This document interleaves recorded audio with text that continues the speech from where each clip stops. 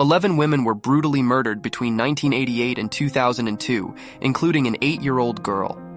The killer not only assaulted the victims, but also mutilated their bodies, taking away their private parts and hands. It wasn't until 2016 that this horrific mystery was finally solved. Today I'm going to tell you about China's most notorious serial murder case, the Baiyin case. On May 26, 1988, in Baiyin, Gansu Province, a 23-year-old female worker was found dead in her home. Her neck had been slashed, her top was pushed up to her chest, and her lower body was naked. She had 26 stab wounds on her body. Although the scene suggested that the killer intended to humiliate the victim, no seminal fluids were found inside the body. Despite a thorough investigation, the police couldn't find any valuable clues, and the case quickly became a cold case. This was the beginning of the Baiyin case, a chilling prelude to what was to come. 6 years later, on July 27, 1994, an 18-year-old female worker from the Baiyin Power Supply Bureau was found murdered in her dormitory. Her neck had also been slashed, and she had 36 stab wounds. The similarities between the two cases were striking, but the police still couldn't identify the killer. People began to worry that this might not be an isolated incident, but the work of a serial killer. The year 1998 marked the peak of the Baiyin case. From January to October, Baiyin experienced 4 more murders. All the victims were young women. Their necks were slashed, their clothes were pushed up to their chests, and their bodies bore dozens of stab wounds. The killer's methods became increasingly brutal, with some victims' body parts being taken away. In January, the killer cut off parts of the victims' ears and heads, and in October, the killer removed the victims' breasts, genitals, and hands. The brutality of these crimes sent waves of fear through Baiyin. Women were afraid to go out alone even during the day, children had to be escorted to and from school, and wives and sisters waited for family members to accompany them. The city was gripped by terror. In July of that year, an 8-year-old girl was among the victims. Her parents were at work, and her mother, thinking the dormitory safe, left her alone at home.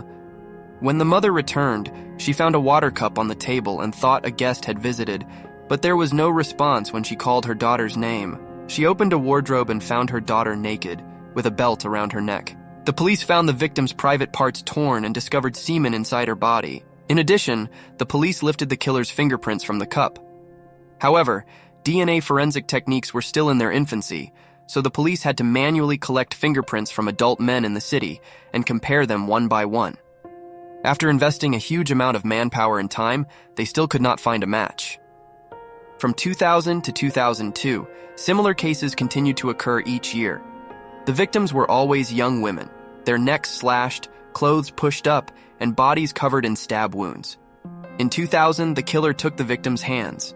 In 2001 and 2002, the victims were raped. During this period, 2 similar cases occurred in Baotou, a city 900 kilometers away from Baiyin. The police investigated the modus operandi and biological samples collected from the crime scenes, determining that these cases were committed by the same killer responsible for the Baiyin cases. Over 14 years, 11 inhumane atrocities shocked the nation. The Chinese Ministry of Public Security made this case a top priority, deploying experts to aid local police in their investigation. After thorough analysis, the experts deduced that the killer stood between 5 feet 9 inches and 5 feet 11 inches tall, and likely committed his first crime between the ages of 17 and 24. All victims were women, suggesting a profound hatred towards them. The perpetrator was probably a loveless bachelor. In his early crimes, he stripped his victims but did not rape them. Sexual assaults occurred only in later attacks, indicating intermittent sexual dysfunction, which might have led to his rejection by women. His bloodthirsty rampages satisfied his perverse desires, possibly even curing his sexual dysfunction. With the advancement of DNA testing technology, the police screened all men in Baiyin City matching the profile, but the elusive killer remained at large.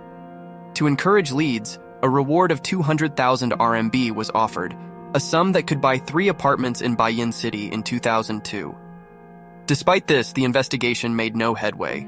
In 2016, amidst China's intense anti-corruption campaign, a man named Gao from Gansu Province was arrested for bribing government officials. By this time, police were extensively using Y-DNA testing technology and had established a DNA database for criminals. Human chromosomes come in X and Y.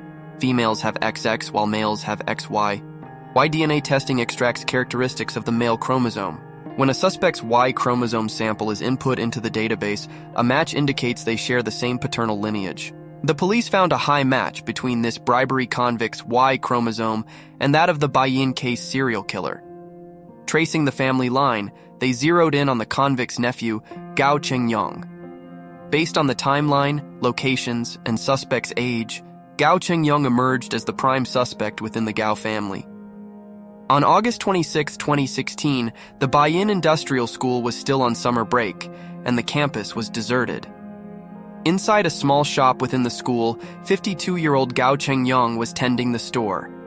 Police arrested him, and subsequent fingerprint and blood tests confirmed that Gao Chengyang was indeed the notorious Baiyin serial killer. On the night he was captured, Gao Chengyang attempted to commit suicide by banging his head against the interrogation chair, but was unsuccessful. He received 3 stitches. Realizing suicide was impossible, he quickly calmed down and confessed to all the details of the murders. Gao was born in Yuzhong County, Gansu Province, to a poor farming family. His mother died when he was young, and his father, ailing, left the family struggling. Gao failed multiple times to get into college and to secure a stable job, leading to resentment. In 1986, Gao married Zhang Qingfeng, and they had 2 sons. Their marriage was troubled, and the family's financial situation was dire. Gao committed his first murder in 1988, driven by sexual frustration and the need for money. The thrill of killing drove him to continue. Gao lived in Yuzhong County and only traveled to Baiyin and Baotou to commit his crimes. He moved to Baiyin recently to run the small shop, which is why earlier fingerprint and DNA checks didn't find him.